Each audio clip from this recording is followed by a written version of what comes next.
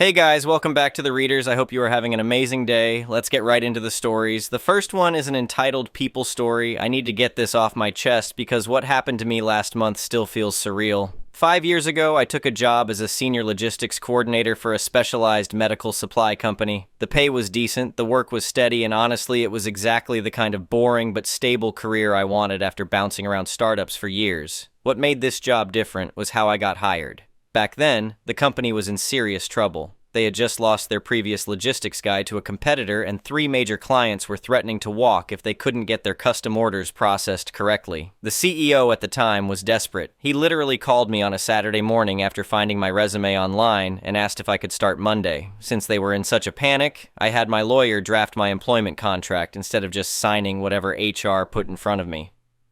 Most people probably think that sounds paranoid, but I had been burned before by companies that promised one thing and delivered another.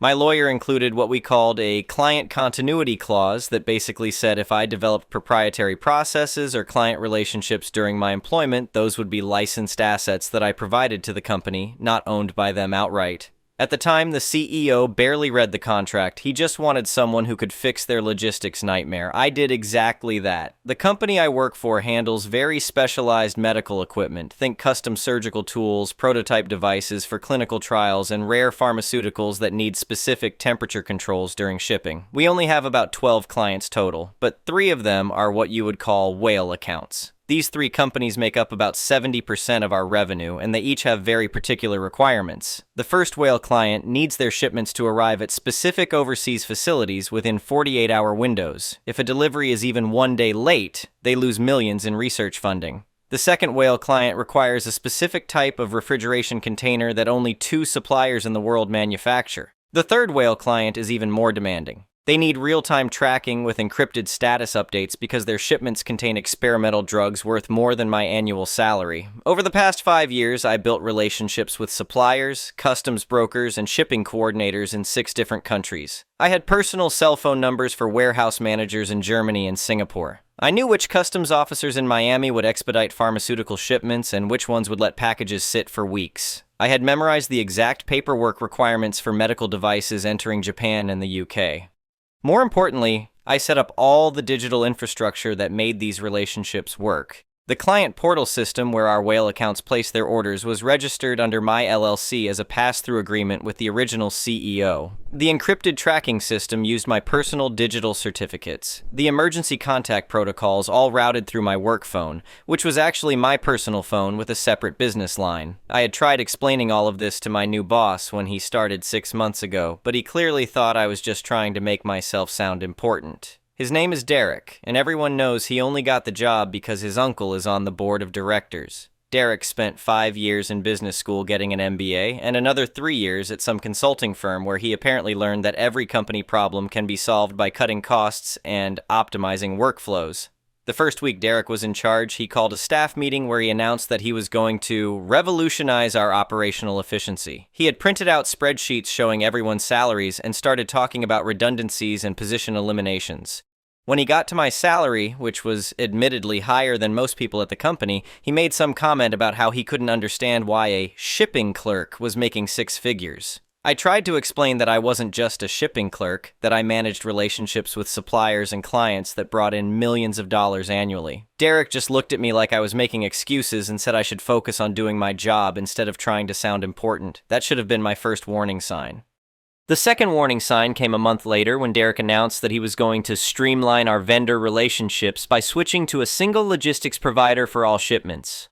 I tried to explain that our whale clients had very specific requirements that couldn't be handled by a generic shipping service, but Derek said he had already negotiated a bulk discount with a national carrier and that we would save thousands of dollars per month. I asked if he had checked with the clients first, and Derek told me that client management was above my pay grade. He said the new shipping provider would handle everything and that I should start training someone else to do my day-to-day tasks because my role was going to be restructured. The third warning sign was when Derek started asking me about my login credentials and whether all of my processes were documented. He wanted to know if someone else could step in and handle my responsibilities if I were to leave suddenly. I offered to walk him through my systems and show him how everything worked, but he said he didn't have time for that and just needed a list of usernames and passwords. I gave him the login information for the basic shipping software that everyone at the company used, but I didn't mention the proprietary portal system, the encrypted client communications, or the overseas supplier contacts. When Derek asked if that was everything, I said that most of my work involved direct relationships that couldn't be easily transferred. Derek laughed and said that was exactly the kind of thinking that made companies inefficient. He told me that no employee should be irreplaceable and that he was going to make sure our operations didn't depend on any single person. Looking back, I should have known what was coming, but I honestly thought Derek would at least try to understand how our business worked before making major changes. I was wrong. Last Friday afternoon, Derek called me into his office. He had moved into the big corner office with glass walls so everyone in the building could see what was happening inside. When I walked in, Derek was sitting behind his desk with a folder in front of him and this smug expression on his face. He started off by saying that the company was restructuring for a leaner future and that they had identified several redundant positions that needed to be eliminated. He said that after careful analysis, my position as logistics coordinator was being terminated effective immediately. I asked him what he meant by immediately, and Derek said that I should pack up my desk and that security would escort me out of the building within the hour. He said the company was prepared to offer me a generous severance package in exchange for a smooth transition. When I asked about the transition process and whether I could spend some time documenting my workflows for whoever would be taking over, Derek just shook his head. He said they already had all my login credentials and that they didn't need my input on how to do the job. He actually said that letting terminated employees hang around to train their replacements was inefficient and that fresh perspectives were usually better anyway. I tried to explain that my role involved more than just logging into software, that I had personal relationships with suppliers and clients that took years to develop. Derek interrupted me and said that was exactly the problem with the old way of doing business. He said that in a properly run company, client relationships belong to the company, not to individual employees. Then Derek said something that I will never forget. He leaned back in his chair, smiled, and told me that I should think of this as an opportunity to find a hobby or maybe go back to school. He said that with the severance package, I could afford to take some time off and figure out what I really wanted to do with my life. I asked Derek if he was sure he wanted to bypass the 30-day transition period specified in my original employment agreement. Derek laughed and said he was positive. He said that security would escort me out and that I shouldn't let the door hit my ego on the way out. As I was packing up my desk, I could see Derek through the glass walls of his office. He had already moved into my chair and was literally putting his feet up on my desk while talking on the phone. I heard him telling someone that he had just eliminated a redundant position and was going to save the company over $100,000 per year. The security guard who escorted me to the parking lot was actually pretty nice about it. He said that Derek had fired 3 other people that week and that everyone was walking on eggshells. He told me that Derek kept talking about right-sizing the workforce and that he seemed to think the company had been overstaffed for years. I went home that Friday afternoon and spent the weekend reading through my employment contract and the documentation I had kept about all my client relationships and supplier agreements. By Sunday evening, I realized that Derek had made a massive mistake, but I decided to wait until Monday to see how bad things would get. Monday morning, I got my first phone call at 6:30 a.m. It was the operations manager at our biggest whale client calling to ask why their weekly order hadn't been processed. They had tried logging into the client portal, but the system said their account was inactive. They had also tried calling the main office, but no one seemed to know anything about their account. I told them that I was no longer with the company and that they should try calling Derek directly. The operations manager sounded confused and asked who Derek was. They said they had been working with me for 3 years and had never heard of anyone else handling their account. The second call came an hour later from our whale client in Germany.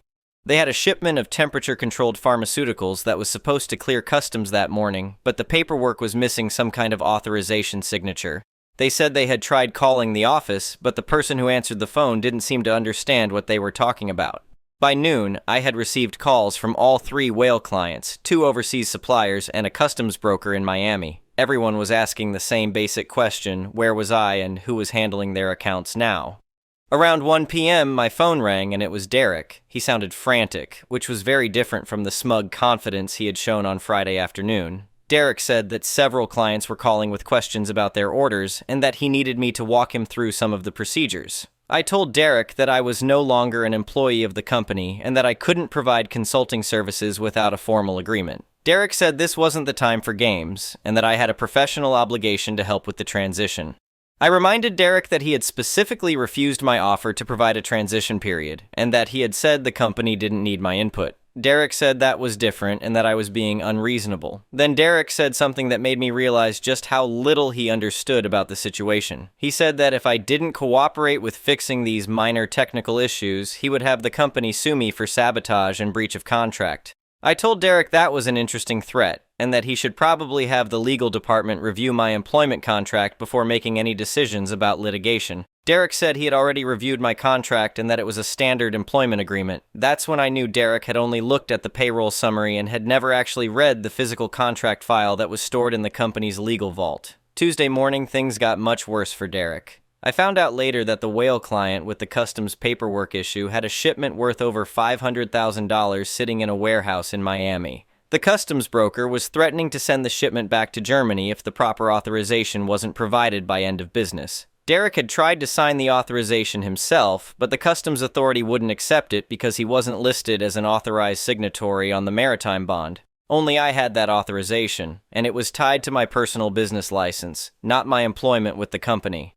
The second whale client had a similar problem. They needed to place an emergency order for a specific type of refrigeration container, but the supplier in Singapore wouldn't accept the order without confirmation from someone they recognized. Derek had tried calling the supplier, but they didn't speak English and Derek didn't have the contact information for the translator I normally used. The third whale client was the most upset. They had a clinical trial starting that week and needed real-time tracking updates for a shipment of experimental drugs. Derek had tried to access the encrypted tracking system, but he didn't have the digital certificates needed to log in. When he tried to call the shipping provider directly, they told him that they couldn't discuss the shipment with unauthorized personnel. By Tuesday afternoon, Derek was calling me every hour. He had gone from threatening lawsuits to offering bribes to literally begging for help. He said that if I would just fix these immediate problems, he would consider bringing me back as a consultant.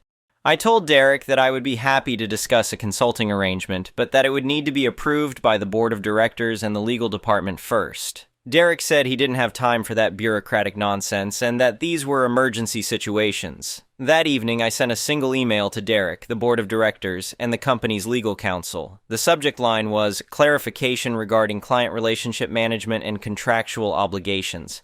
The email was very professional and straightforward. I explained that my employment had been terminated effective immediately without the 30-day notice period specified in my original agreement. I attached a PDF copy of my contract and highlighted the client continuity clause that outlined how client relationships and proprietary processes were licensed assets that I provided to the company. I explained that under the terms of my contract, termination without proper notice meant that the company had forfeited their right to use my proprietary client management systems and processes. I noted that this included the client portal software, the encrypted tracking protocols, and the supplier relationship management tools that I had developed during my employment. I also mentioned that I had been contacted by several clients who were experiencing service disruptions and that they had asked about my availability for freelance consulting work. I said that as an independent contractor, I was now legally free to accept such engagements, but that I wanted to make sure all parties understood the contractual implications before moving forward. The most important part of the email was the final paragraph. I explained that the company could continue using my systems and maintain the client relationships if they chose to reinstate my employment with proper notice, or they could negotiate a separate licensing agreement for continued use of my proprietary processes.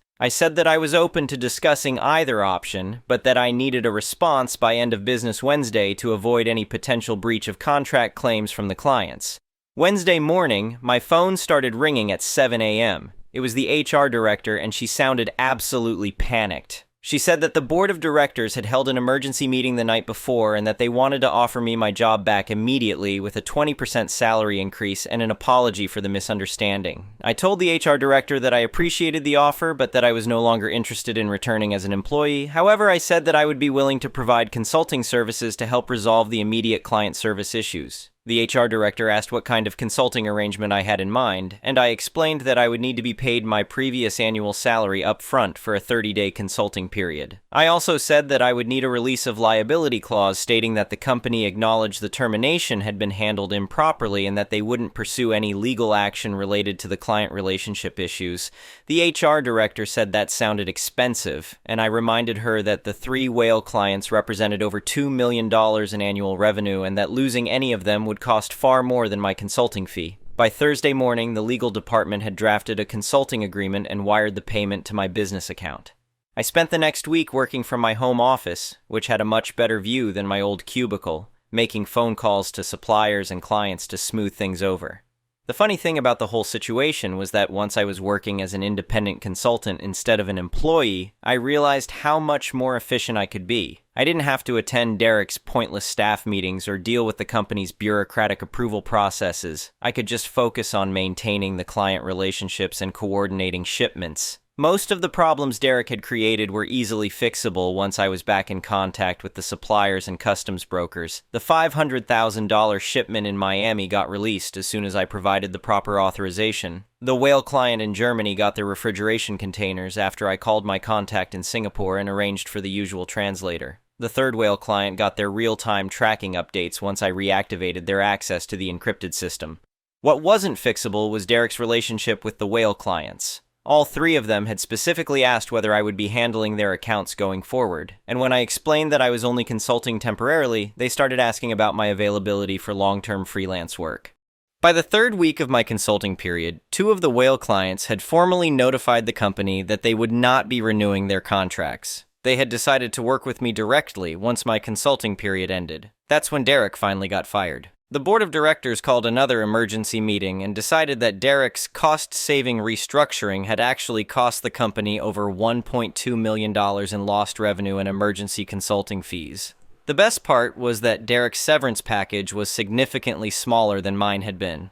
Apparently, when you cause a multi-million-dollar loss for the company, you don't get the same generous exit terms as the people you wrongfully terminate. The board of directors offered to promote me to Derek's position with a salary that was double what I had been making before, but I declined. I had already decided to start my own logistics consulting firm, and I had 2 guaranteed whale clients ready to sign contracts. The 3rd whale client decided to stay with the company, but only if they could continue using my proprietary tracking system. We worked out a licensing agreement where they pay my consulting firm a monthly fee for access to the software and my emergency support services. As I'm writing this, I'm sitting on my deck overlooking the ocean, which I can afford now that I'm charging consulting rates instead of accepting a salary. I work about 20 hours per week and make more money than I ever did as an employee. Derek wanted to save the company $100,000 by eliminating my position. Instead, his decision to fire me immediately cost them over $1.2 million in lost contracts and consulting fees, not to mention the ongoing licensing fees they now pay to use the systems I developed. I heard through the grapevine that Derek is working as a junior analyst at some consulting firm now. Apparently, when potential employers Google his name, the first result is a Business Journal article about his costly mistake at our old company. The article is titled, "How Poor Contract Management Cost One Company Its Biggest Clients," and it includes a detailed case study of what happens when executives make decisions without understanding the legal implications. The ironic part is that Derek was right about one thing. Companies shouldn't depend on individual employees for critical operations, but the solution isn't to fire those employees without understanding how their roles work. The solution is to properly document processes, cross-train multiple people, and make sure that institutional knowledge gets preserved instead of walking out the door. If Derek had taken the time to understand my contract and the client relationships I managed, he could have worked with me to create a proper succession plan. Instead, his arrogance and impatience turned a manageable transition into a multi-million-dollar disaster. The last time I spoke with anyone from the company was about 2 months ago when the new operations manager called to ask for advice about handling a complex shipment to Japan. We ended up having a long conversation about proper contract management and the importance of understanding what employees actually do before making organizational changes. I told him that the biggest mistake Derek made wasn't firing me. It was assuming that he understood my role without taking the time to learn how the business actually worked. Derek saw a high salary on a spreadsheet and decided it was an easy place to cut costs, but he never bothered to understand what that salary was paying for. The next one is a malicious compliance story. I work for a power electronics tech company. The company has been in operation for about 40 years, and within the last decade got brought out by an American-based global conglomerate. And with them, they brought the local IT support team into their global help desk. What is my job within this vast international machine? I fix units that the customer breaks. They could be returned 2 months into warranty, or relics that haven't been looked at for 20 years and have been run into the ground by non-stop running. It was due to one of these abused legacy units that I needed to fix that led me to engage IT in Mortal Kombat, IT Help Desk Edition. I needed data sheets, circuit diagrams, and test procedure documents, considering it was an out-of-production, barely supported legacy unit made during a time where design schematics were created using pencil and rulers, so not exactly sensitive corporate intellectual property. Anyway, I liaise with some of the veteran who were here since before Fred Flintstone was hammering out designs, and they point me at a legacy data store that got collected and stored within the terabytes of documentation within the company's servers. And of course, I do not have access. Company/product/test/VCRM/ something like that. I put in an access request with IT, and after a week I get a response stating that after consulting with the global head of IT, they had approved access to company/product/test/VCRM/XR_series/ well, that's great, it's not the product I had in front of me. Additionally, they had only given me access to that root directory and not all of the subdirectories within. So really I had gained access to a nothing except some folder names. I had already been delayed a week, so I fire back with as little sarcasm as I could muster, something along the lines of, "Okay, thanks a bunch, but I'll need access to the entire directory and all subdirectories within each product series." They reply, "Unfortunately, you'll need to submit individual tickets for each drive location due to IT policy and data protection initiatives." Well, alright then. You get what you ask for. After quickly confirming what they're asking, I start firing off tickets as fast as the Shayety IT web client can process them. Copy plus pasting the same ticket, the only change being the file paths. Firstly, for each subdirectory within the XR_series, about 12 subdirectories, and then assuming the file paths are the same for the rest of the product ranges, I also start requesting access for each product range and each subdirectory. Of course, I decided to close my Outlook since every raised ticket would shoot 2 emails at me with ticket raised and ticket assigned. Also, because I thought it would be funny if they couldn't get hold of me, my manager comes to talk to me saying it's time to stop winding up it. They called him, apparently having so many open tickets would destroy all their metrics and KPIs. It turns out I was misinformed by the IT rep and only 1 ticket would be required. Huzzah! Only took about an hour of data entry to upset IT enough into giving in. Maybe not as funny if you weren't there, but thought I'd share. The next one is an entitled people story. This is very long. I am dumping. I am needing to know if I'm dead wrong, or if I'm being a rational, healthy adult. If you read all the way through, thank you. I am 38 from my mother's first marriage. I have 2 younger sisters from my mom's second marriage to my stepdad. My sisters are 27 and 24. We will call 27, Jane, and 24, Mary. My mother was very emotionally abusive growing up. It was partially cultural norms and partially undiagnosed, untreated mental illness. Though she's never outright admitted it, I believe she has bipolar disorder. She loved me very, very much, but to the point of emotional enmeshing, etc. I've been to a lot of therapy in my adult life and have forgiven her, without apologies, and love her for who she is. In my adult life, I have gotten very good with boundaries, but a caveat is I can appear very unemotional, unmoved, overly rational, etc. When things turn melodramatic and theatrical, I tend to not react, walk away, remain almost clinical, etc. My 27-year-old sister Jane is diagnosed bipolar I disorder and has suffered from a few high manic episodes over the years, including some that have devolved into full-blown psychosis. I lived abroad for several years, so the onset of this in her early 20s I was not around in person for. While I knew about it, etc., I had never seen it in person. Earlier this year, she decided to go off her meds and had slowly been going deeper into mania for the past several months. My youngest sister, the 24-year-old Mary, has zero tolerance for this, and they do not talk. It all came to head at Thanksgiving when Jane was in full psychosis, which my mom knew and didn't disclose to me. My husband, 3 sons, and I had drove 3 hours to be there. My sons are 29 and 5. The 20-year-old was home from college. She had a full-blown episode and effectively ended the dinner before it started. She was completely out of touch with reality, saying she could read our minds, that my youngest son was the only pure soul. She was screaming, crying, telling my mom and stepdad they were evil. We were all casting spells on her. Told my husband he, not being blood-related, had cracked the code, and to save our pure son. My 20-year-old, not knowing she was in psychosis, who just thought she was being crazy, started yelling at her to stop being disrespectful. She then screamed at him and said men are evil and big black men are a risk, so her better be careful, she could ruin his life with a phone call. My son is half black, 6'1". Just know it was disturbing, and I was most set aback that my young children witnessed it. Needless to say, we packed thing up and drove 3 hours home that night when we had intended to stay 3 days. Subsequently, my mom was absolutely distraught. I called to check on her 2-3 x a day for the next several days. She was crying, saying things like, "I wish I never had kids. I should have aborted her when they told me something was wrong with her." Mind you, I grew up hearing stuff worse than this. I've been to a lot of therapy. I responded with, "Those are just feelings, Mom. You're not horrible. Your mind is just coping. Don't judge yourself. Blah, blah, blah." My sister was soon hospitalized in an involuntary hold a few days later after being found on a neighbor's porch chanting. I also was dealing with the aftermath of explaining this all to my children in an appropriate way, so that was fun. When Jane was released a couple days later, my mom completely changed. I shouldn't have been surprised, but I was. I thought my mom was better. However, they decided to pursue alternative therapy and did family hypnotherapy, my mom, stepdad, and Jane. They addressed their collective trauma, which they believe is the reason my sister acts the way she does, not the confirmed bipolar she has managed for years. I don't subscribe to this way of thinking, and now my mom has asked me multiple times to apologize to Jane when I ask, why? It's because I was a teen mom in an abusive relationship when my sister was only 6, 7. She had to see my mom suffer worrying about me, and it traumatized her. She says that she and my stepdad have apologized, and Jane is 99% better. When I tell you, this felt like a slap in the face.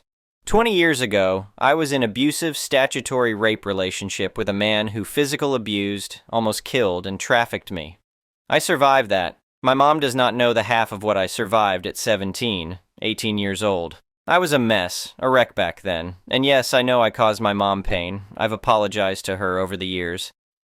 But it's something I've addressed in years of therapy, made peace with, and moved on. I have a pretty kick-ass life now, great husband, financially successful jobs, etc. To have that thrown in my face and my sister making herself the victim of my trauma that happened to me, am I wrong for feeling absolutely offended? My mom also says nothing is wrong with her now, and this is all spiritual awakening, very much speaking my sister's language. All the while, my sister is still unmedicated now, starting a business, healing the ancestors, good for her. But to make it all the more stressful right now, and why I ask you Redditors, is the very sad fact that my grandmother, my mom's mom, just passed away 4 days ago. So I understand my mother is grieving and resorting to old ways of behaving under stress, but she is effectively using tactics she used on me as a child. I don't know if I'm being overly sensitive and I should just appease them, especially as we prepare for my grandma's funeral. Just make it nice, or if I get through this burial and give them space. Really, give myself space and create distance. My husband is over it. He says this has happened too many times and enough is enough in more heated ways. However, they are my family at the end of the day. And maybe I do need to apologize, I just can't get over that the psychosis and mania is being glazed over. Heads in the sand, perhaps with the grief layer it's all too much to deal with. But alas, Reddit, tell me, because I don't have therapy until after the new year. The next one is an entitled people story. I had just moved into my new house in the suburbs a couple months ago. It was my first time owning my own place after years of cramped city apartments. I was thrilled to finally have a backyard, a 2-car garage, and even extra rooms I could use as a home office. The neighborhood seemed pleasant too. Rows of nice single-family homes with kids playing outside. That initial positive impression faded fast once I met my neighbor Karen. The day after I moved in, she stormed over to my driveway and started yelling at me to move my car because I was supposedly blocking her access. I politely explained that I was parked completely in my own driveway and wasn't blocking anything of hers. She huffed away angrily. I hoped that first interaction was just a bad first impression, but Karen only got worse from there. A week later, my power went out in the middle of cooking dinner. I checked the breaker box and realized someone had switched off my main breaker. Puzzled, I flipped it back on and made a mental note to call an electrician in case there was an issue. The next day, Karen caught me getting my mail and started scolding me for stealing her electricity. She claimed my main breaker controlled power to her house too. I knew that couldn't be right, but she refused to listen to reason. She even threatened to sue me if I ever stole her electricity again. I started asking other neighbors if they had issues with Karen. Turns out she had accused many of them of bogus transgressions over the years. Everything from redirecting her mail to spying on her with drones that didn't exist. Others warned she was obsessed with having things her way and could get violently angry if challenged. Over the next few weeks, the electricity stealing continued. Karen would flip my main breaker off at least twice a week, plunging my house into darkness. No amount of explaining basic electrical wiring could convince her my power didn't connect to hers at all. I started getting anxious whenever I heard her stomping around outside near my switchbox. One day I came home to find my fridge contents spoiled from the power being off all day. That was the last straw. I decided to install security cameras pointing at my electrical box to catch Karen red-handed and put an end to this. The very next morning, the motion-activated cameras captured Karen sneaking into my backyard and switching off my main breaker with a smug look on her face. Armed with video evidence, I called the police and showed them footage clearly proving the theft and destruction of property. They agreed to send officers to confront Karen and get her to stop. I felt relieved knowing her ridiculous behavior would finally get the authorities involved. Later that day, I was working in my home office when I heard shouting outside. I looked out to see Karen at my electrical box, yelling and cursing up a storm. Before I could react, she pulled out a gun from her pocket and fired a shot into my switch box, destroying it in a shower of sparks and smoke. I froze in shock and horror as she turned and pointed the gun straight at me, screaming she was going to kill me for trying to frame her as a criminal. I dove under my desk just as she fired off 2 more shots that shattered my office windows. Heart pounding, I fumbled for my cell phone and dialed cop with trembling hands. Meanwhile, several of my neighbors had heard the gunshots and called the police themselves. Within minutes, multiple squad cars came racing down the street with sirens wailing. 2 police officers burst into my backyard with weapons drawn, yelling at Karen to drop her gun. She refused, ranting and raving while waving the pistol wildly. One officer tackled her from behind while the other grabbed her wrist and disarmed her. They wrestled a kicking and screaming Karen to the ground to handcuff her as she hurled obscenities at them. She continued fighting every step of the way as they dragged her to the patrol car. I staggered outside on rubbery legs, barely able to process how close I'd come to being shot. The officers took my statement and showed me Karen's confiscated handgun, a .38 special loaded with hollow point bullets. A wave of nausea washed over me, realizing just one of those bullets could have killed me. Karen was arrested and charged with multiple felonies, including attempted murder. I later testified against her in court. The irrefutable video evidence and eyewitness accounts resulted in her being found guilty and sentenced to 15 years in prison. I sold that house soon afterward. There was no way I could keep living next to that deranged, entitled psycho. The whole experience still haunts me. I'm just grateful I escaped with my life and managed to put Karen behind bars where she can't terrorize me or anyone else. She won't be stealing power or anything else for a very long time. The next one is a pro-revenge story. During my gap year between studies, I decided to work for Company N. Company N was run by a husband, Dave, and wife, Karen, with their son, and they basically treated their staff like a small family. All was well for about 2 months until I realized I had to ask for a day off since I wanted to attend the last Slayer concert the band would give in my country. There was about a month to go, so I sent an email asking for the day off and explaining why. This is where everything started to go downhill. I got a reply from Karen, and her reply was weird. She stated that's not how asking for a day off works. I was confused, to say the least. Not sure what to do, I thought she wanted a more formal way of asking, so I wrote a formal email asking for the day off. She shot an email back that really made me think about what I was doing. It made even less sense to me, but I was hopeful since I never really got a specific no. The next workday rolled around. I arrived, locked up my bike, and headed inside ready for work. I immediately started looking for Dave to ask for answers. Before I could even open my mouth, he asked me, "Do you still want to go to that concert?" I didn't expect him to ask this so quickly, and I answered yes. The only thing he said back was, "Okay, take off your vest, and you can go home." I was stunned, and while the words started to sink in, I looked at my colleagues who were just preparing for opening. When it finally sank in, anger flowed in. I am not a confrontational person, so I simply took off my vest and gave it to Dave. Without a word, I left and started biking home. When I got back home, I told my mother what happened. We started sending emails for extra information and got very Karen-like emails back. After a couple of emails which basically went nowhere, I looked up the laws for immediate dismissal. After reading up about it, I learned that, in my country, somebody can only be immediately fired when caught stealing, defrauding, the person isn't able to do the work, or refusal to do the work. I did neither of these. A day or two later, I met with my attorney and began the steps to sue Company N.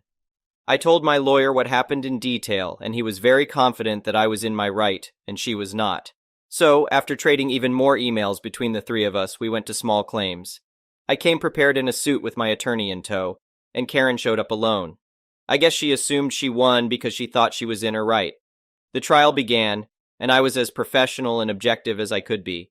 Karen did the same, well, for about half of the trial. When she realized evidence was piling up against her, she resorted to calling me a spoiled brat among other things I don't know the English translation for. I'm safe to say that was the point the judge ruled in my favor. As per usual, I had to wait a month before I got the verdict in black and white in the mail, but I won. It may have taken about 6 months from the moment I was told to go home to the point those 6 months of pay were transferred to my bank account. But it was 100% worth it. In the end, I went to the concert. It was the most awesome and most profitable concert I have ever been to in my life. The next one is a petty revenge story. I'm a truck driver, and I deliver goods to a chain of stores. Not all the managers are very nice. This time, I had to deal with a total Karen for the second time. My job is to get the pallet inside the store, just across the threshold, and that's it. Most of them ask us to put it somewhere specific, and usually we are willing. This woman is no exception. She asked if I would put the pallets around the corner a few feet away from the door. I did this, and the first one was picked up by her staff. I put the second one in that spot and a third just over the threshold because that's the only available space left. I can fit 3 pallets on the hydraulic lift, so I go get another set. I return after a few minutes, and the last pallet was still there. The Karen told me she would only pick it up if I would set it around the corner because she couldn't get to it there. A clear lie, since she had tried something like that before. It's a total power play on her part, getting me to do something she should do herself, even if it takes me 3 times longer. So I grab her pallet lift and stick it under the pallet. See? Looks fine to me. Please just work with me. And that's how the argument started. If I don't like my job, I should go do something else, she said. I told her that if she would just work with her drivers and not against them, she wouldn't have a problem with people not wanting to do extras for her. She started name-calling and gave me the finger, and I just left everything as it was and drove off, leaving her to get the other 3 pallets from outside up the slope into the store. I didn't bother asking her to sign the papers because of obvious reasons. No one treats me like that and gets away with it. I hope I don't get into serious trouble. This happened a few hours ago, and my employer has yet to read my email about it. 10/10ths would do it again, though. The next one is a malicious compliance story. Back in 2010, I was working in the training management area of a government department. The job was fairly easy for me. When my original supervisor went on extended leave, I got a new supervisor whom we'll call Agatha. Almost immediately, Agatha started to micromanage me, even though she didn't really know my job that well or understand half of what my role entailed. Now, I will say that I didn't particularly like Agatha as a person, but I tried to get along with her, even when her management style started to show. In hindsight, I should have worked some internal politics to be removed from the area, but hey, no one said I was smart at 19. The section started to have some underlying tension until one day she called me into a meeting and, long conversation cut short, said the magic words, "You need to do what I tell you to do and not what you think you need to do." She even followed it up by emailing me words to the same effect. Now, I did 2 things on the heels of that meeting. Firstly, I printed out the email to keep in my bag, drawer, pocket, and on my wall. Secondly, I started to do what she said and only what she said. At first, she would just tell me the jobs that needed completing, but she only got worse when she noticed the work wasn't getting done and started to tell me how to do things. Again, I complied and only did exactly what she told me and how she told me to do it. If she missed a step in her instructions, I would either skip it if I could move on, or ask her to explain again as I couldn't figure it out. I was a damn good employee. I even went out of my way to start asking her what I should be doing and how, after every task. If she wasn't in the area, which was very common, I would just wait for her to come back. If she wanted to micromanage me, I would make her work for it. She was getting nothing done, and we were getting further and further behind. This went on for about a month, and the reputation of our section was tanking internally and externally. Enter Michelle, Agatha's boss. She noticed all my questions and the general drop in productivity, morale, and reputation. She pulled me aside and asked me what was happening, considering I am normally so competent and efficient and don't ask many questions about how to do the work.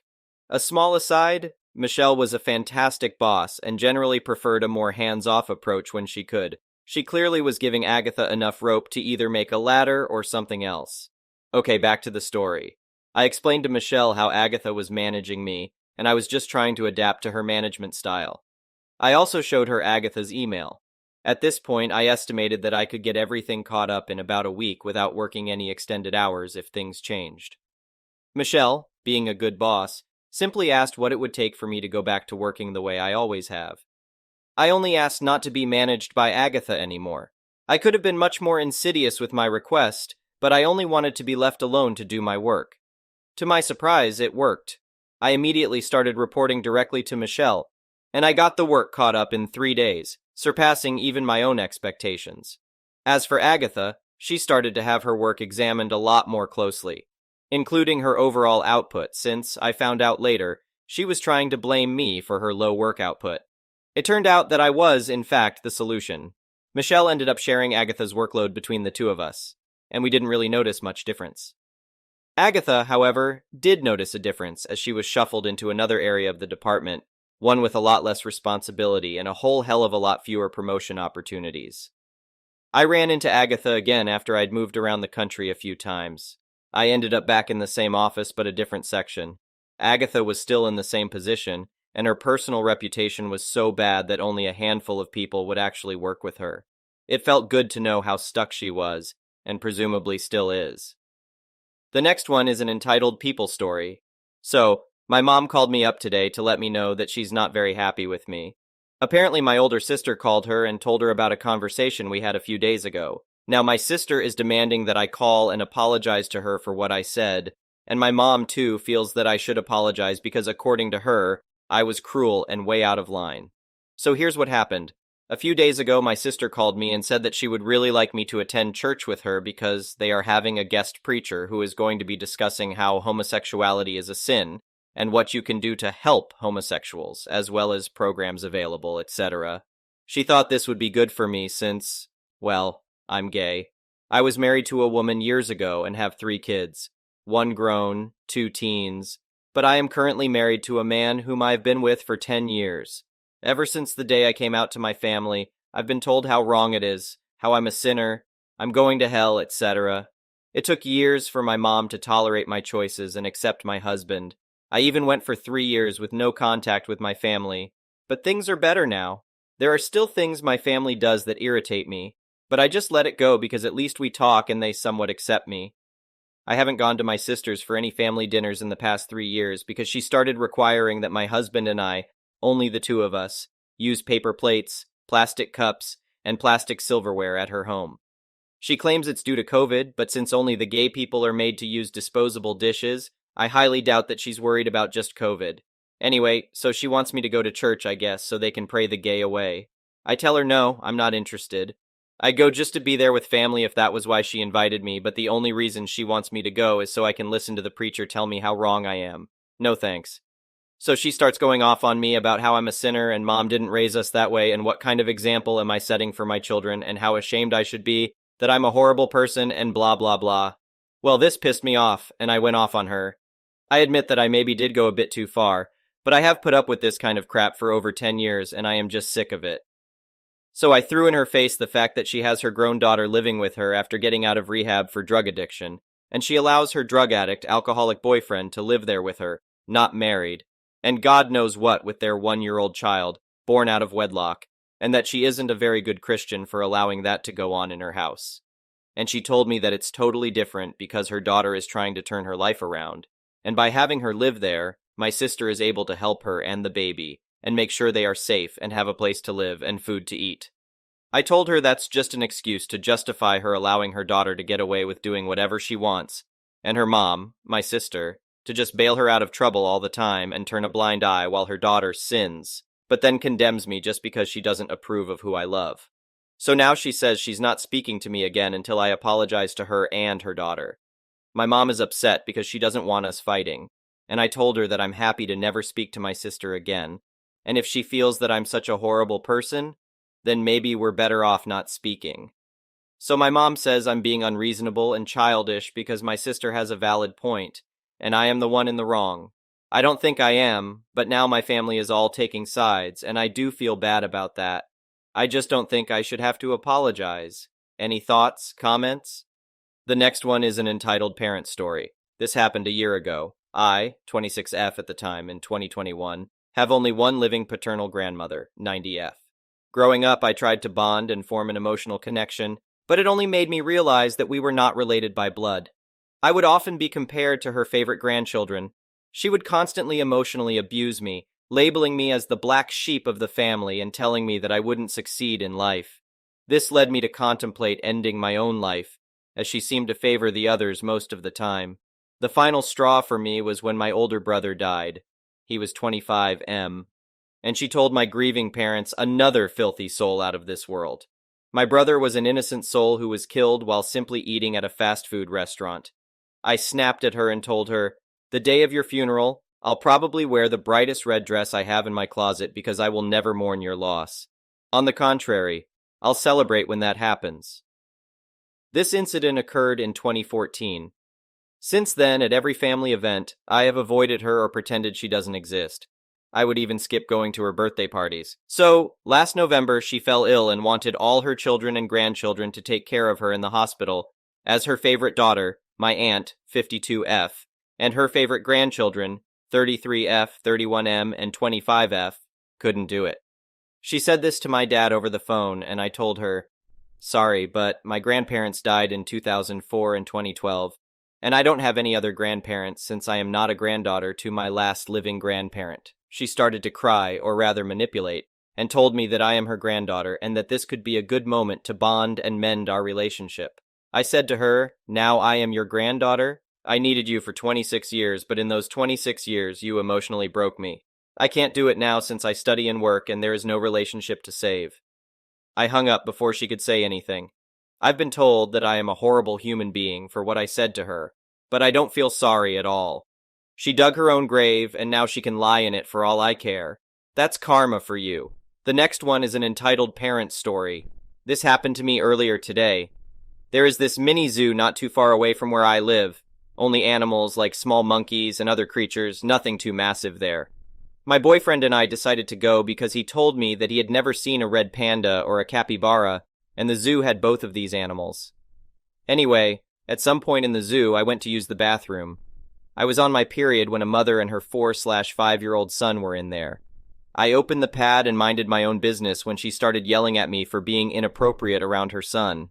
I was confused, so I asked her what I did wrong, and she said that I was introducing adult activities to her little boy, and that he was asking for some of the sweets that I had. She wasn't wrong. Her son was having a tantrum on the floor because he thought the pad opening was some sweets. I apologized and went to wash my hands. She then looked at me and asked where my kids were. I said I didn't have any kids. She then asked me who I was with, and I just told her that I was with my boyfriend. She lost it again, saying that my boyfriend and I were selfish for taking up slots at the zoo that a family could have needed, and that I should have done something else because apparently adults cannot have fun or go to zoos anymore. I didn't know what to say, and I was really confused, so I just left. I met up with my boyfriend after leaving the bathroom and told him what happened. He didn't believe me until the lady came storming up to me again and demanded that I buy her son some sweets because I upset him and led him on, and to leave so we could give our spots to other families. My boyfriend is a very tall and scary-looking Romanian man, and here in the UK, people are really scared of Eastern Europeans, so it only took him opening his mouth and asking her what she meant to get rid of her. He also believed me after this. The next one is an entitled people story. I had lived a quiet, peaceful life in my little blue cottage on Oak Street for over 10 years. It was a cozy neighborhood filled with kindly retirees and young families just starting out. Giant oak trees lined the streets, providing shade on hot summer days. Kids rode their bikes up and down the sidewalks, while neighbors chatted over white picket fences. I had always kept to myself, content with my books, my garden, and the company of my loyal tabby cat, Mittens. That all changed when Karen moved in next door. From the moment her moving van pulled up 6 months ago, I knew she was trouble. I watched from my front window as she directed the movers with sharp commands, an ever-present scowl on her face. She didn't bother to introduce herself to any of the neighbors that day. That night, I was reading in my study when the doorbell rang unexpectedly. I opened the door to find Karen standing on my porch, hands on her hips. "You're my new neighbor?" she asked in an imperious tone. Before I could respond, she barged right in, glancing around with a judgmental sneer. "I need access to your electricity immediately. My power isn't working and the electric company can't come until next week." I stood in shock at her rude entrance and brazen demand. "Excuse me, but you can't just come in and ask to use my utilities. I'm sure if you call the electric company back, they can get the power on sooner." Karen waved her hand dismissively. "That's not good enough. Don't be selfish. Your house is on the edge of my property line, so legally I can tap into your supply." I couldn't believe the audacity and strode forward to usher her back out the door. "I'm sorry, but that's not how this works. You'll have to make other arrangements." Karen's lips curled in disdain as she turned on her heel and marched out. "You'll regret not helping me," she hissed over her shoulder. Over the next few months, Karen became the neighborhood terror. She browbeat the mailman over inadequate service, yelled at landscapers for getting grass clippings on her lawn, and tormented the neighborhood kids for being too loud. I started finding extension cords snaking from my outside outlets over to Karen's house. No matter how many times I unplugged them, they'd be back the next day. One hot July afternoon, the air conditioner sputtered and slowed. I went outside to find thick cords plugged into nearly every free socket. Enough was enough. I gathered them up yet again and stomped over to confront Karen. Her front door was wide open, but the house was silent. "Karen!" I shouted. "You have to stop stealing my electricity! This is your last warning before I call the police." I sensed movement behind me. Karen stood at the bottom of the porch steps, glaring daggers at me with hands clenched into fists. "You'll pay for threatening me," she hissed. "I always get what I want in the end." A week later, I was stunned to receive legal documents suing me for $50,000 in unpaid utility fees. She claimed I had refused to let her access power she was legally entitled to. I was outraged at the audacity and utter injustice of her claims. Immediately, I called my friend Andrew, who was a lawyer. "Don't worry, we've got this." Andrew reassured me after reviewing the suit. "I can't believe the nerve of this woman. We'll countersue for the electricity she's already stolen from you." The next few weeks were consumed with building an airtight defense against Karen's absurd lawsuit. We compiled evidence, including photos of the extension cords, written testimony from other neighbors, and records showing I had never agreed to any utility sharing. The day of the trial arrived. I smoothed my skirt suit with trembling hands, hoping our case was strong enough. Karen strode in wearing a smug expression, obviously convinced of her victory. But her face quickly fell into a scowl when Andrew presented our evidence and moved to dismiss the lawsuit entirely for lack of merit. The judge agreed and Karen's case was tossed out without even going to trial.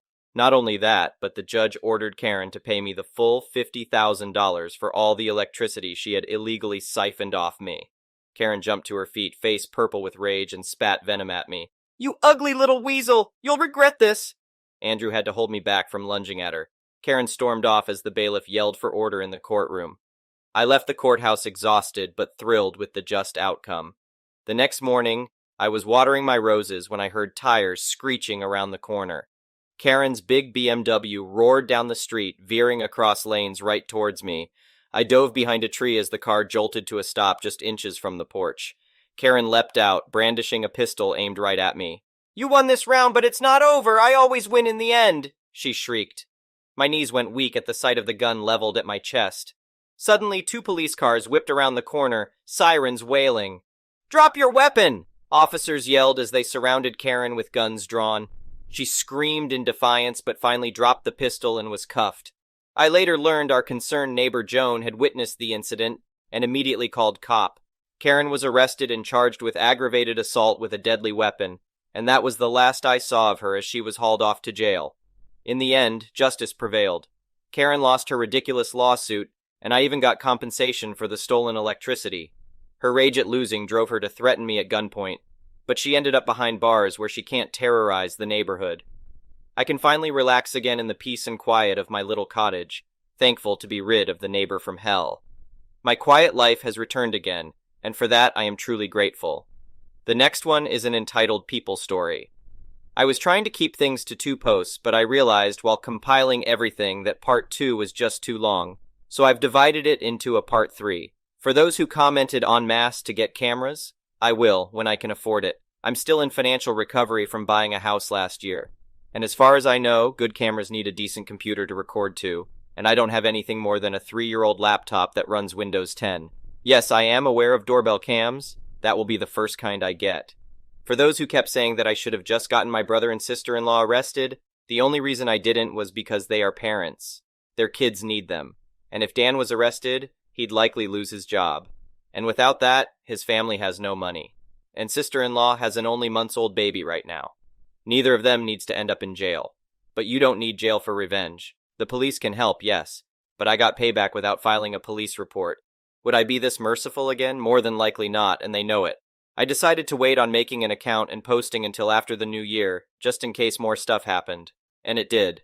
As previous readers know, my sister-in-law was making passive-aggressive posts on social media that were obviously directed at me, especially after sister-in-law had her 4th baby in November. She was posting the same repetitive nonsense over and over again. She just found semi-clever ways of rewording it. But she pretty much kept regurgitating that she was tired of living with my parents, that there isn't enough space, she needs her own house, blah blah blah. I know I sound dismissive, but live through what I have with these people, and you'd be ready to sarcastically play tiny violins in front of them too.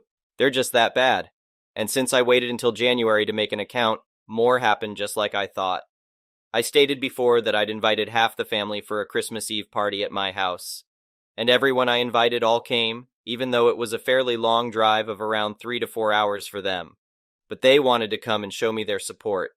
I was praised by them a lot for how hard I'd worked to get a house on my own, and that they were sorry for everything I'd gone through.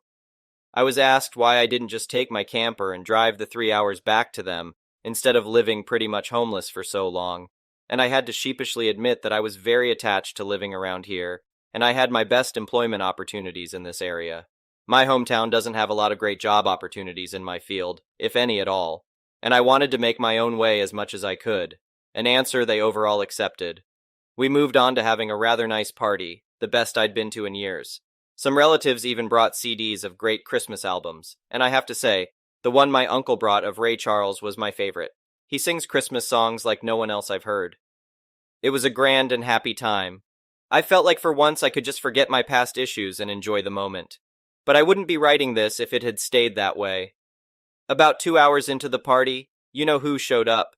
My parents, brother, and sister-in-law popped in trying to look all smiles. They didn't even knock. Just walked right into my front door like they were meant to be there. I shut off the music and told them to leave immediately. They begged to stay and said they brought gifts. One of my uncles stood up and yelled at them before I got another chance to speak, and he said they don't deserve to be in my home or my life after the crap they tried to pull months earlier. And he was backed up by several other relatives. Mind you, this guy is my mother's brother, and he used to love her to pieces until he found out about the crap that went on between me and my parents. My grandparents, mother's parents, as old as they are, hurriedly got in between us and said to my parents that if they want to make amends with me, it's far too soon. And they've never been more disappointed in them than they were this past year. They'd hidden their favoritism for my brother from prying eyes for a long time, but no one was fooled anymore. And they needed to make a serious effort to try and actually treat me like a son if they ever wanted to be in my life again. Then they turned to Dan and sister-in-law and said they've seen the repetitive nonsense sister-in-law keeps posting about. They're tired of it, and to just let it go already. My house will not become their new home. Sister-in-law went back to her old standard of crying and had a pity party about how she should be the one living here and not me. She plopped down in a chair to have a tantrum and say it wasn't fair I got this house to myself when I have no family of my own, and she has 4 kids that need more space. And she just wanted a better place to live in and feel like a real mom. It was petty of me, but I loudly pointed out that she sucks as a mother because she lets my mother do most of the parenting, while she sits on her butt all day drinking, playing on her phone, or going out and spending all of Dan's money. And she has the nerve to complain about it. I even joked that I'm surprised her baby doesn't get drunk from her breast milk since she drinks so much booze, which I admit went a bit too far as I got some stares. And sister-in-law demanded to know if I was calling her a bad mom. I said the evidence speaks for itself, and if she wanted to be able to afford to move out of my parents' house someday, then she needs to put her college degree to some use, get a job, and learn to save money. My mother already does most of the childcare for my brother's kids anyway, so she'd have plenty of time after her baby gets a little older. My brother's eldest kid, who's 7 years old, ran up to start kicking and screaming at me for yelling at his mom. And he kept at me about how his mom said that I was the bad guy who made her cry and didn't let them live here. That's when my brother grabbed his son to pull him away, but all the other relatives jumped back in, and this sort of turned into a family intervention against my sister-in-law and brother. She was crying, her new baby was crying, her kids were crying. Hell, even Dan was very nearly in tears from the verbal lashing he was being assaulted with. He ended up just sitting on the ottoman. I keep shoes in by the front door and looking like a complete wreck. He couldn't look anyone in the eye. He couldn't even say 2 words to me. Not with a whole house filled with angry people ready to judge him if he tried to let out his inner golden child again. If they weren't there to get in his way, I'd bet this would have ended up a repeat of when he tried to order me around to try and take my house months earlier. By this point, though, he'd been so thoroughly humiliated that his and my parents' reputation in the family was completely destroyed because the masks were all now off. Soon after, my parents, brother, and sister-in-law all left in defeat. The party resumed, and we all avoided speaking of what just happened for the rest of the evening. Since most of the adults had been drinking, everyone stayed the night in my house. I even let some of them sleep in the camper so there'd be enough space. I admit it also makes a good guest house. My relatives all wanted a tour of it earlier as well, and they said they couldn't believe I'd been living in it for around 2 years. I got a lot of questions about it, like what summer and winter were like, and so on. I was up earlier than everyone else on Christmas morning and had a fresh pot of coffee and some ibuprofen for those spiked eggnog hangovers a few of them had. I was complimented on being a way nicer host than my parents ever were, and we all agreed to do this again next Christmas. After Christmas, sister-in-law did finally stop making posts that were obvious digs at me and deleted all of the old ones as well. But shortly after the New Year, she more recently made a new post complaining about how she'd tried to convince my parents to get a camper like I did, so it could be set up in the backyard, and Dan and his family could use the whole house as their family home. Well, a taste of one's own medicine is never fun because my parents turned that idea down, vehemently I hear. No one is going to push them out of their own home, let alone their master bedroom. The post was only up for a couple of days before sister-in-law removed it, and she has hardly posted anything since then. She loves to complain, but if a tree falls and no one is around to hear it, can it still complain? Sister-in-law, I guess, has realized there's no point in doing it when no one hears her anymore, and Dan can't afford to move his family out on his salary alone anytime soon. If they end up expecting another child in the next few years, I won't be surprised. Things mellowed down for me since then, and I've even invited friends over for a poker night. I suck at poker because I can never remember a damn thing about it, but so what? We get to drink beer and eat junk food while being merry idiots. We all loaded up on Whoppers from Burger King and just had at it the best way 4 grown men can when they just want to have a good unadulterated time and get pissed drunk. I think maybe around summer I'll look into possibly dating someone. I'm not exactly getting younger here. Fingers crossed that goes well. My camper just sits idle in my yard now, and I admit there were some days I went out there just to spend time in it. I did live in it for 2 years. It's like my second home. And maybe one day I'll actually get to use it for camping like it was meant to be. I've never been camping. My parents considered it a waste of time, so it'd be a completely new experience for me. This pretty much marks the end of what happened. My parents, brother, and sister-in-law have all been staying very clear of me. In fact, they seem to have gone back to acting like I don't exist. Like they did before I bought a house. Not like that bothers me at all. It's better that way. But they'll inevitably come back in some way. I know they will. I just wonder what kind of stupid thing they'll do next. If anything notable like all this ever happens again, I'll make another post if this account is still active. The next one is an entitled parent story. So this just happened last night, and I still can't believe someone would do this. I'm a 30M and a paramedic. I've been in EMS for the past 8 years, and I absolutely love my job. Last night, we were dispatched to a 75-year-old female who fell at home. The patient stated that she tripped over her carpet and hit her head when she fell. We arrived at the scene and noticed that the home was a duplex, with our patient's door on the right and her neighbor's door on the left. We made our way into the home and found her lying on the floor. The woman was awake and breathing. We started asking her the standard questions. Are you okay? Does anything hurt? Do you remember the fall? etc. She stated that she has a pounding headache and that she remembers walking to bed and then waking up on the floor. In my field, that's a pretty big red flag. We noticed that she's got a pretty good lump on the side of her head and a big bruise starting to form already. Noticing the bruise, I asked her if she was on any blood thinners. She said that she was on blood thinners for a previous stroke she had a few years ago. We urged her to let us take her to the hospital because there was a possibility that the fall could have caused a bleed in her brain, and she should go to the hospital to get some scans done. She agrees, and we begin to package her up. We applied a C-collar around her neck in case of any C-spine neck injuries. She denied any neck or back pain, so we lifted her up and placed her on our stair chair. A stair chair is exactly what it sounds like. It's a chair with tracks that we use to carry patients up and down stairs. As we were getting her out of the house, her neighbor whipped the door open and started yelling about how she couldn't sleep with all the lights and noises outside. The sound of the stair chair apparently woke her up, and she was not happy about that. My lieutenant walked over to her and apologized and said that we were dealing with a medical emergency and that we would be leaving soon enough. The neighbor then noticed that our patient was her neighbor, and that's when she started yelling about something totally different. The entitled neighbor started yelling, "You can't take her to the hospital. I have errands to run tomorrow, and she needs to watch my kids." My lieutenant again reiterated that we were here for a medical emergency, and that her health is more important than her errands. The entitled neighbor let out a loud huff and then slammed the door in his face. We thought that was the end of it. We were wrong. After a few minutes in the back of the ambulance, we told our lieutenant that he could take the engine crew back to the station and that we were going to be heading out in a few minutes. After we checked her vitals, got an IV going, and started giving her IV fluids, my partner got out of the back and went up to the driver's seat. About 5 seconds later, the back doors of my ambulance fly open, and who do I see? The entitled neighbor, of course. Apparently, she needed a few minutes to get dressed before coming outside. I yell at her, "What the hell do you think you're doing?" She yells back, "I told you that she can't go to the hospital because she has to watch my kids tomorrow." She then starts trying to pull the cot out of the ambulance with our patient on it. Luckily, she didn't know how to unlatch the cot and couldn't get her out. Our patient says, "I can't watch your kids tomorrow because I fell and I might be having a stroke."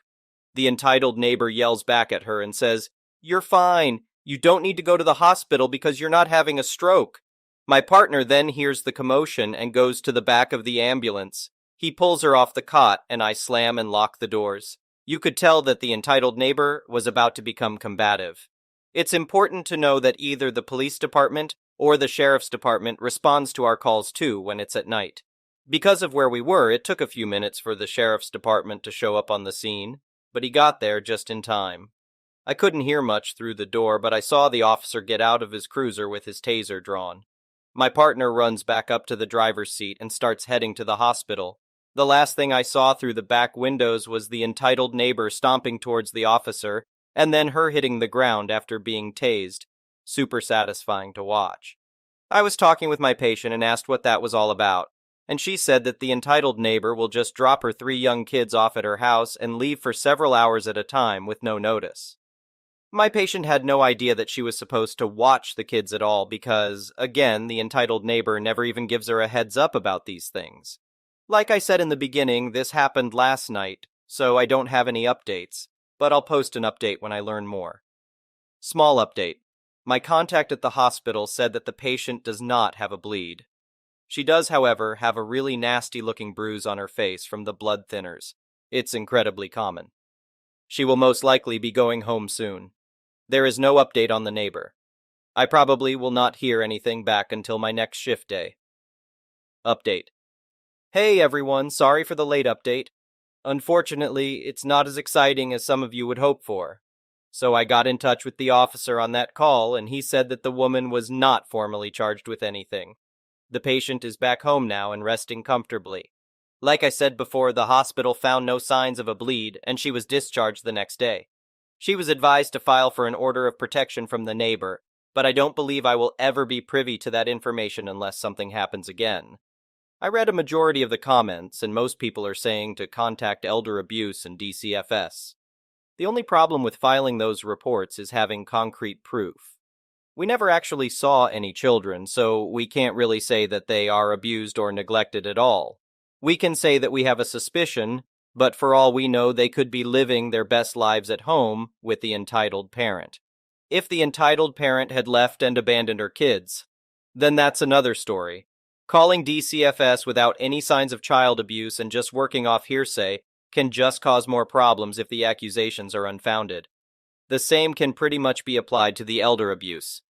We have no actual proof of elder abuse occurring. The entitled neighbor was not involved in the actual fall, and there was no suspicion of any kind of financial, physical, emotional, or social abuse. The way our patient talked about the kids getting dumped on her was in more of an inconsiderate way, and not in an abusive way. The next one is an entitled people story. My name is John, and I've lived on this beautiful riverfront property for over 20 years now. When I first moved here fresh out of college, it was just me, the winding river, and acres upon acres of untouched wilderness as far as the eye could see. The solitude was perfect for an introverted soul like myself. I treasured the tranquility and privacy of my little riverside oasis, where the only sounds were the gentle rush of water and the calls of birds. In those early years, my property felt like it was on the edge of the world. The nearest neighbor was miles away. It was the perfect writer's retreat for me since I made my living as a freelance journalist. I spent countless days seated at my desk, gazing out at the river, seeking inspiration for my next article. When I needed a break, I would go for long hikes under the cool forest canopy, write in my journal down by the riverbank, or sip a beer in my hammock with a good book. The simplicity and peace of it nourished my spirit. Over time, more and more houses started popping up along the river as the area became discovered. I watched with a tinge of sadness as each year passed and more civilization encroached upon my little natural refuge. Don't get me wrong, I didn't mind neighbors in principle, but I valued privacy and solitude above all else. Still, the thick woods bordering my property buffered me from the increasing development. For the most part, I retained a decent amount of seclusion thanks to the dense trees lining my land. That all changed the day Karen moved in next door. From the very first week, it was obvious she was going to be a problematic neighbor. Karen was a loud, obnoxious woman who clearly had little regard for anyone else around her. She lived in her tacky McMansion with her deadbeat husband and unruly teenage sons. I could hear her bellowing at her poor family even from inside my house with the windows closed. Karen seemed to think the whole outdoors was her personal stomping ground. She was constantly blaring music from her hot tub, yelling profanities during backyard barbecues, and just generally causing a ruckus all hours of the day and night. I tried to give her the benefit of the doubt at first. Maybe she would settle down after the initial move-in chaos, I hoped. But as the weeks turned into months, it became clear Karen had no intention of being a cordial neighbor. I was an extreme introvert by nature and had come to cherish the peace and quiet of my property. I could no longer enjoy my usual riverside hobbies with Karen's constant disruptions. Simply being outside on my deck or patio became unpleasant and stressful. The noise pollution was bad enough, but Karen also seemed to go out of her way to invade my privacy. She would wander over uninvited and try to rope me into inane gossip sessions, wanting to know my business. It was incredibly frustrating and worrisome. Regretfully, I had never erected a fence or barrier between our properties. I had cherished keeping the land open and unfettered, but now cursed my past self for not delineating a clear boundary with this neighbor from hell. Karen seemed oblivious to basic decency and property lines, trampling over my personal space both literally and figuratively. She acted like it was her God-given right to use both our lands. Over that fall and winter, the situation continued deteriorating.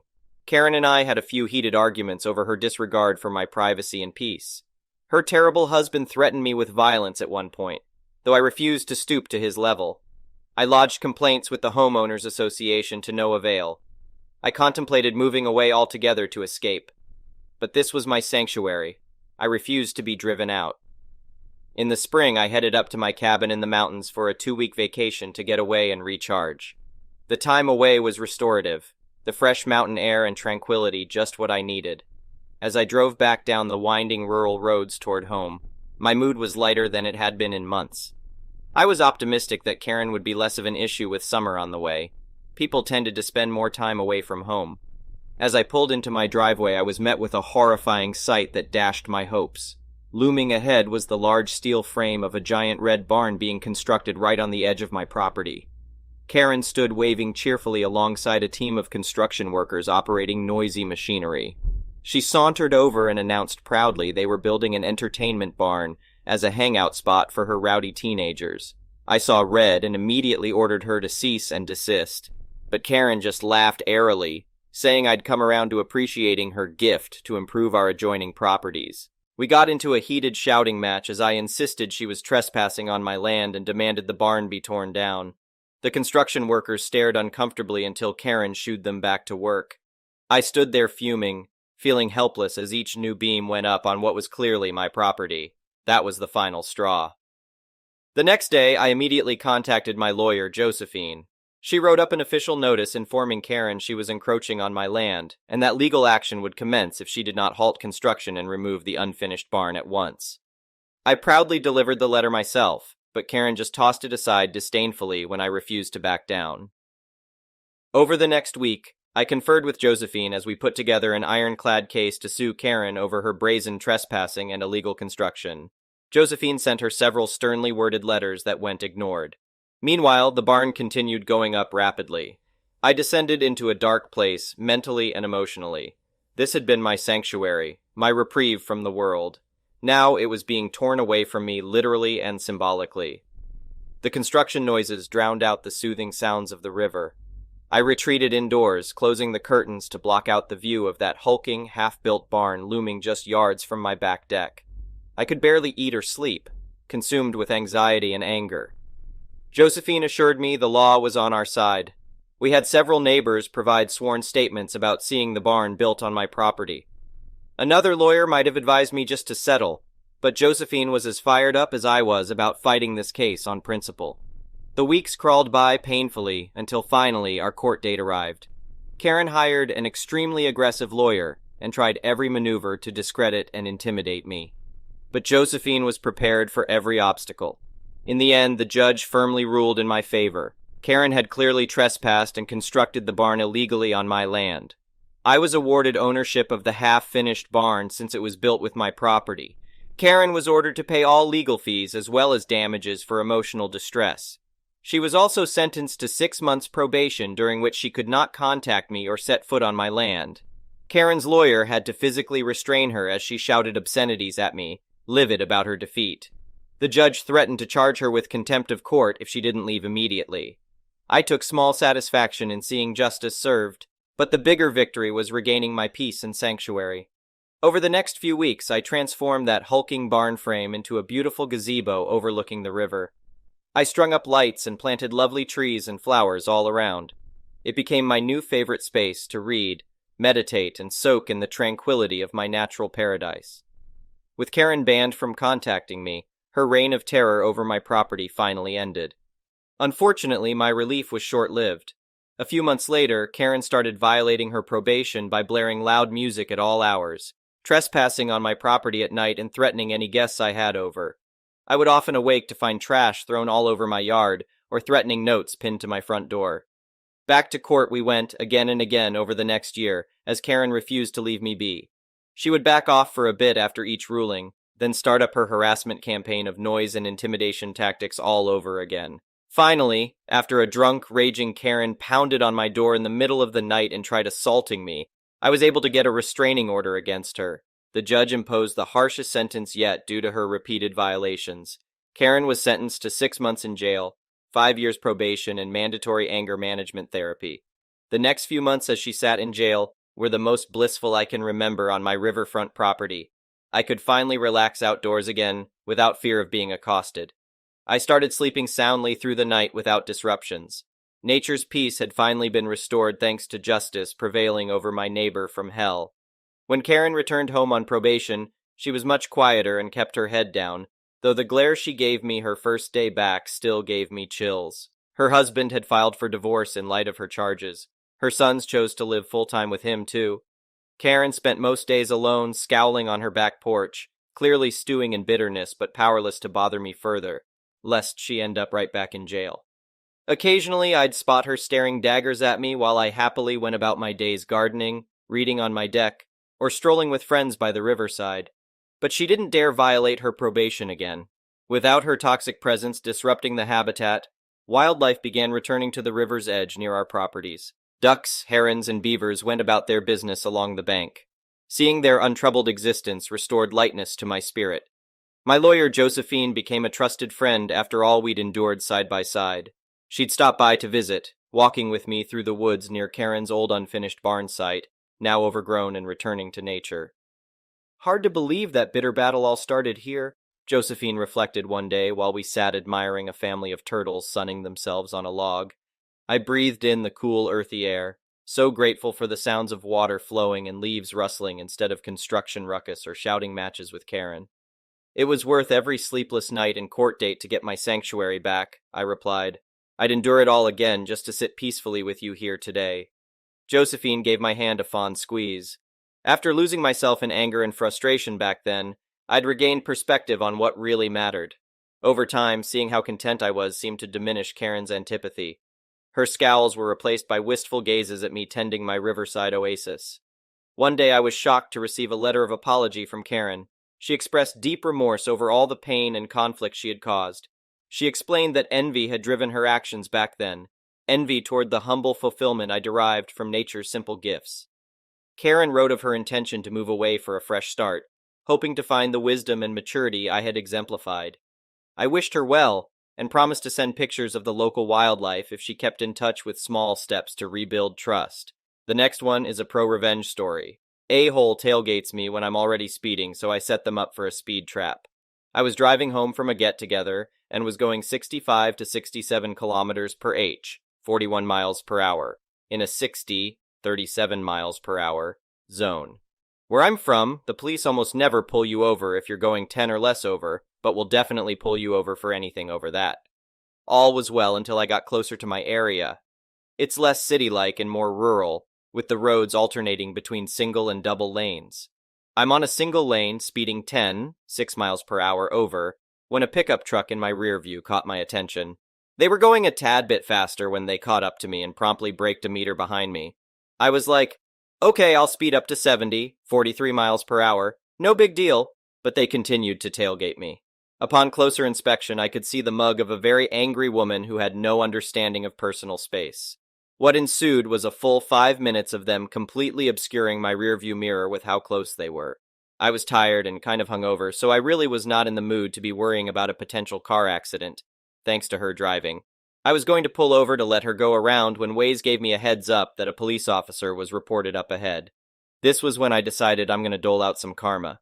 I slowly dropped my speed from 70, 43 miles per hour, to 60, 37 miles per hour, now at the speed limit. This woman was furious. Why she just didn't pass me, I'll never know, but she was literally going slightly over the midline, yelling to herself in my rear view, flashing her full brights in a weird show-offish way to get me to go faster. I did this for another minute before Waze showed the cop was less than a km, 0.6 miles away.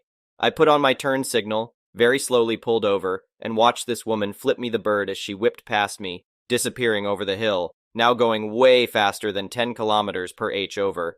I continued on my way, getting up to 70 kilometers per h, 43 miles per hour, when I cleared the hill to see flashing lights ahead. Jackpot. I drove with anticipation until I got close enough to confirm it was my friend from earlier.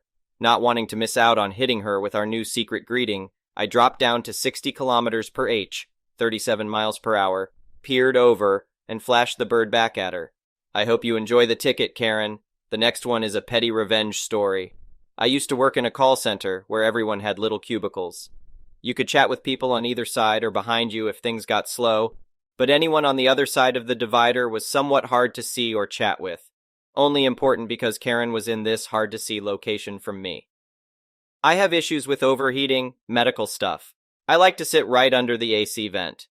Nobody fought me for this because it was a little too cold for most people. Well, being a woman, this meant that sometimes I had some nipple protrusion issues on some days. It's perfectly natural and to most people not noticeable because it was under my shirt plus bra. Karen noticed this and made a report to HR. The HR woman and my direct supervisor paraded me through the cubicles and into their office to question me about my nipples. Now, I could have thrown a fit about this to begin with since we didn't actually have a dress code and it's none of their damn business. They asked me to prove I was wearing a bra, so I showed them the straps. They told me good enough, basically, and told me to go back to my desk. I refused to go back. I said I needed to file a complaint about someone. They asked me who I was reporting. I said, I don't know, but you do. I want to report whoever it was that's been staring at my breasts all day. Now that I know someone is staring, I feel like this is a hostile work environment. They acted like I was joking at first until I said, if you don't have a talk with them, I will go over your heads and report you for forcing me to reveal my bra to you. I got escorted back to my desk, and Karen was sitting there looking smug until they escorted her to the HR office instead. I don't know what happened to her in the office, and I didn't care.